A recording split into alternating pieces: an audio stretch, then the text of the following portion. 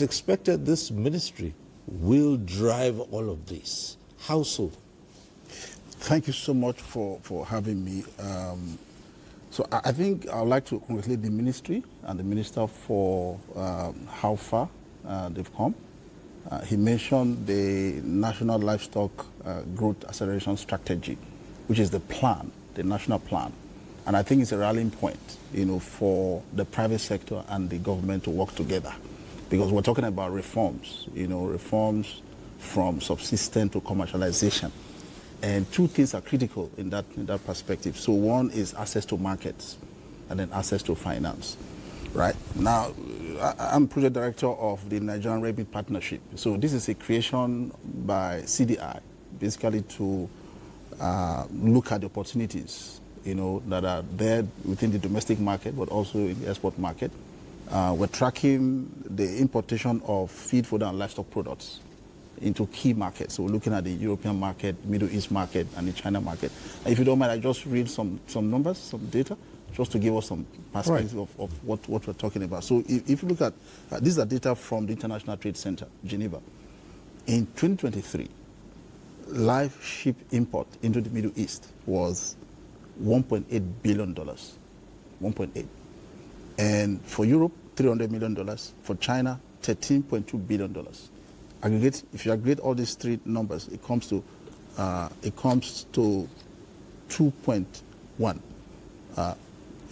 So if you look at goat, live goat, and then red meat, bovine, ovine. So bovine is sheep. I mean, bovine is cattle. Ovine is sheep, right? If you look at these three markets, Middle East, EU, and China, for red meat, which is bovine cattle, it's $21 billion. And we are not playing in this market. All right, because I was going to say, well, yeah, exactly, what's at stake in all of this? Yeah. But if you look at those who are supplying this market, you see Somalia, you see Kenya, you see Ethiopia, of course you see Botswana, Namibia. We are bigger than some of these countries. Why are we not in this market? So we are looking at working with the government in partnership to address the constraint. There are constraints right now. If you go to the website of the Saudi Food and Drug Authority, you see clearly written, red meat from Nigeria not accepted. Why? Because we used to have disease problems, but we can correct that.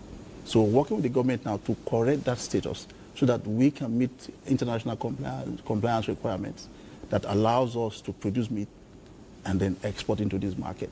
And we've gone ahead to set targets. And if this 8 feed fodder livestock products, we can get up to $5.5 billion if we put our hearts together. And that's a lot. If you look at the job creation from that, that's a lot.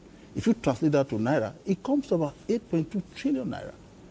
In 2-3 years, we can begin to achieve that, working in partnership between the private sector and the government. And I think it's very achievable. So this is the goal, this is the target. And the growth acceleration strategy gives us that platform to work together as a team. Public sector, private sector, putting strengths together, addressing the constraints, and going after markets, take market shares so that we can bring jobs. What Nigerians need right now are jobs, good jobs. And if we can achieve that, then I think we'll have a lot of, solution for the restiveness that we see all around the country.